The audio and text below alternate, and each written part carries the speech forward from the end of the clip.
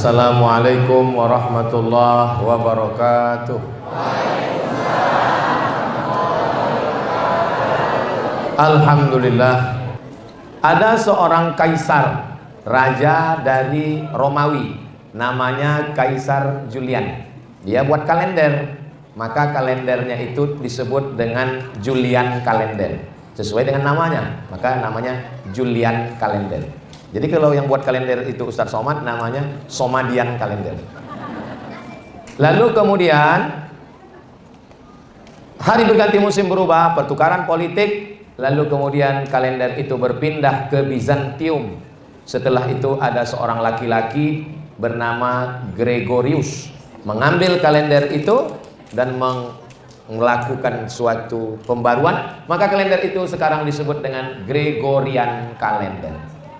Kemudian ketika muncul PBB itu Persatuan Bangsa-Bangsa, bukan Pajak Bumi dan Bangunan. Lalu untuk menseragamkan dunia, maka kira-kira kalender mana yang diambil? Diambil kalender dari Vatikan yang dibuat oleh Paus Gregorius, namanya Gregorian kalender. Dikirimlah ke anggota-anggota PBB, salah satu anggotanya adalah Republik Indonesia, supaya tanggal rapatnya sepakat di hari dan di tanggal bulan tahun yang sama, maka semua anggota pakai kalender. Itulah dia kalender yang kita pakai, Januari, Februari, Maret, April, Mei. Pas tanggal 18 Mei lahir Ustadz Abdul Somad. Maksudnya kalau yang mau nyiapkan kado dikasih tahu.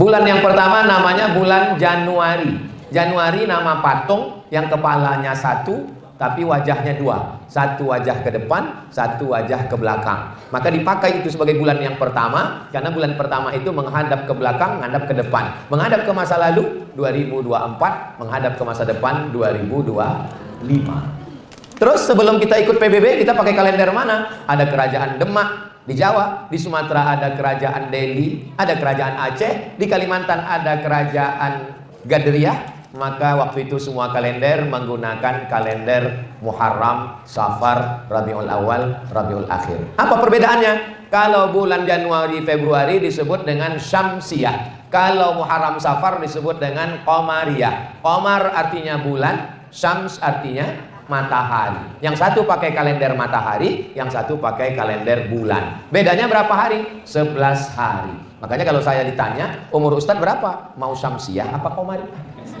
Karena dalam setahunnya beda 11 hari. Ah ribet Ustadz, gak jadi nanya lah, gak apa-apa. Umur ini kan bukan masalah angka, tapi masalah rasa.